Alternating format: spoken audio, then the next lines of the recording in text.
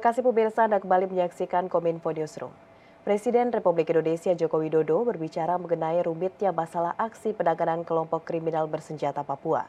Di kesempatan berbeda, Wakil Presiden Maruf Amin mengatakan akan terus meningkatkan upaya perlindungan kepada masyarakat yang berada di wilayah rawan konflik.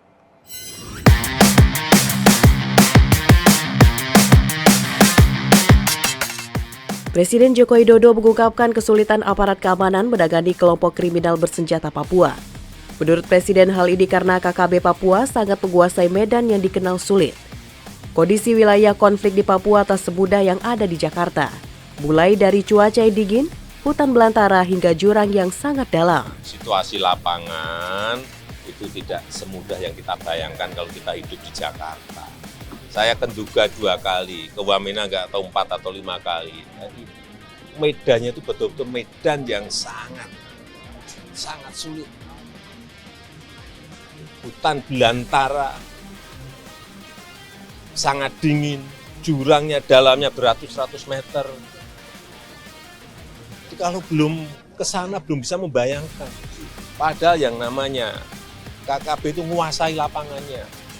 Bukan berarti kita pesimis tidak, tapi memang medannya seperti itu. Meski demikian, Presiden menegaskan bahwa TNI dan Polri tetap optimis dan tidak mundur melakukan pengamanan di wilayah konflik dengan berbagai kesulitan tersebut. Tapi kan juga kemarin yang sandera sudah ada juga yang sudah bisa diamankan kembali. Jadi medannya kalau Bapak Ibu ke sana baru ngerti betul betapa medannya sangat berat sekali. Sementara itu, Wakil Presiden Maruf Amin menyampaikan ada 6 kabupaten di wilayah Papua yang rawan konflik karena keberadaan kelompok kriminal bersenjata.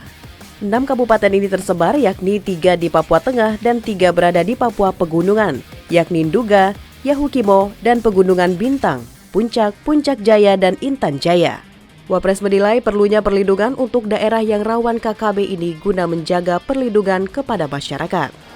Mungkin untuk 6 kabupaten ini akan kita lakukan semacam peningkatan upaya perlindungan untuk masyarakat dan juga perlindungan terhadap kedaulatan NKRI dari apa istilahnya KSP ya, kelompok KST, kelompok separatis teroris.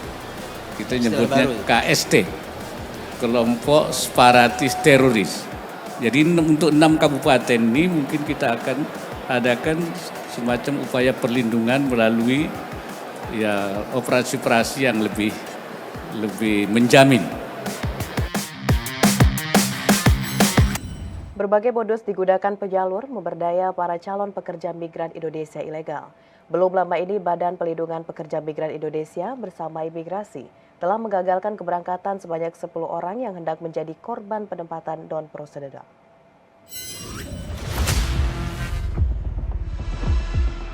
Badan Perlindungan Pekerja Migran Indonesia bersama imigrasi dan kepolisian Bandara Soekarno-Hatta berhasil menggagalkan pemberangkatan 10 pekerja migran Indonesia yang hendak menjadi korban penempatan secara non-prosedural.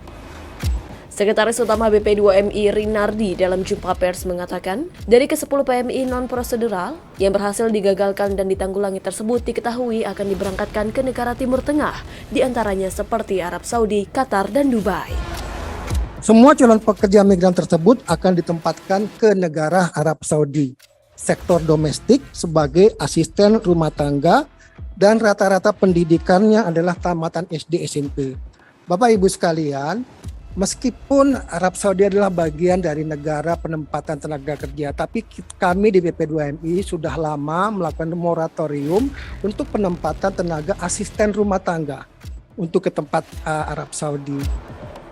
Dalam pencegahan pemberangkatan calon pekerja secara non-prosedural tersebut berawal dari saat petugas imigrasi melakukan pemeriksaan data diri dan tiket keberangkatan sampai alasan kepergian mereka secara bersamaan.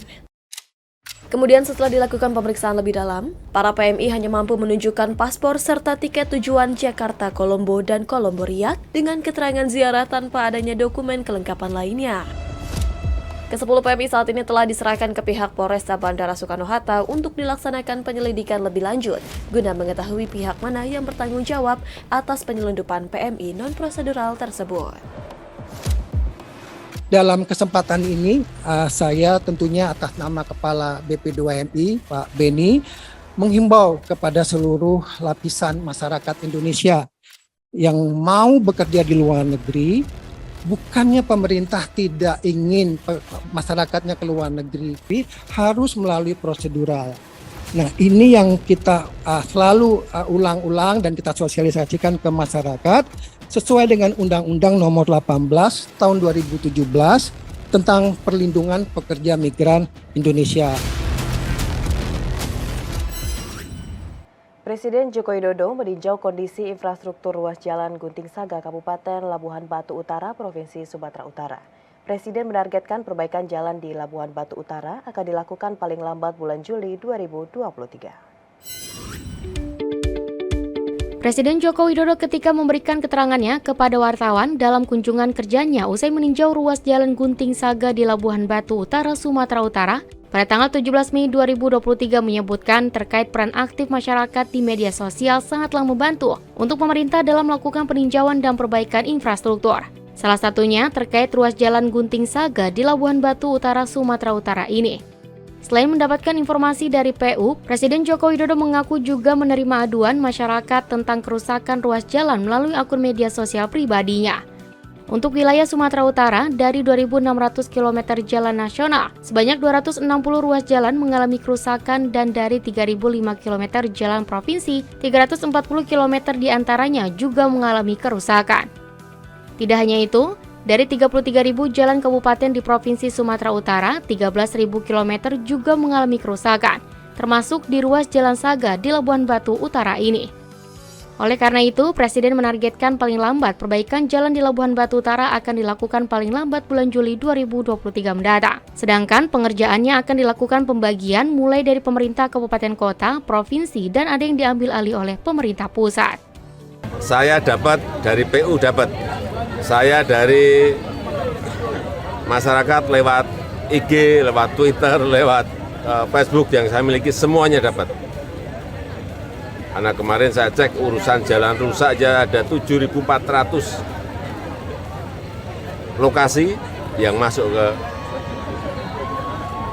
IG, Twitter, Facebook yang kita miliki. Jadi cross check kan sama. Kalau PU mengatakan jalan ini, kita cek di oh ya sama.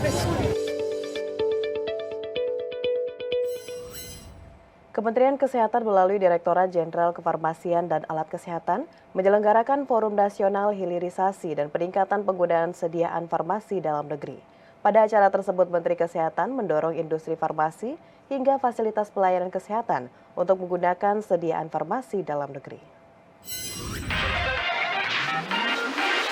Dalam Forum Nasional Hilirisasi dan Peningkatan Penggunaan Sediaan Farmasi dalam Negeri, Menteri Kesehatan Republik Indonesia Budi Gunadi Sadikin menyatakan, aturan hilirisasi farmasi yang saat ini sedang disusun oleh jajaran pemerintah dapat mendorong pertumbuhan industri farmasi di Indonesia lebih maju dan tertata baik. Menurut Menkes, pertumbuhan industri farmasi untuk menghasilkan obat-obatan di dalam negeri masih jauh tertinggal dibandingkan negara India dan Amerika Serikat. Salah satu penyebabnya adalah regulasi hulu ke hilir yang masih lemah, seperti izin kepatenan obat, penelitian obat-obatan di farmasi yang minim hingga penentuan pajak. Oleh karena itu, pemerintah berusaha menyusun aturan hilirisasi bagi industri farmasi dengan mengeluarkan keputusan Menteri Kesehatan tentang peningkatan penggunaan sediaan farmasi yang menggunakan bahan baku produksi dalam negeri.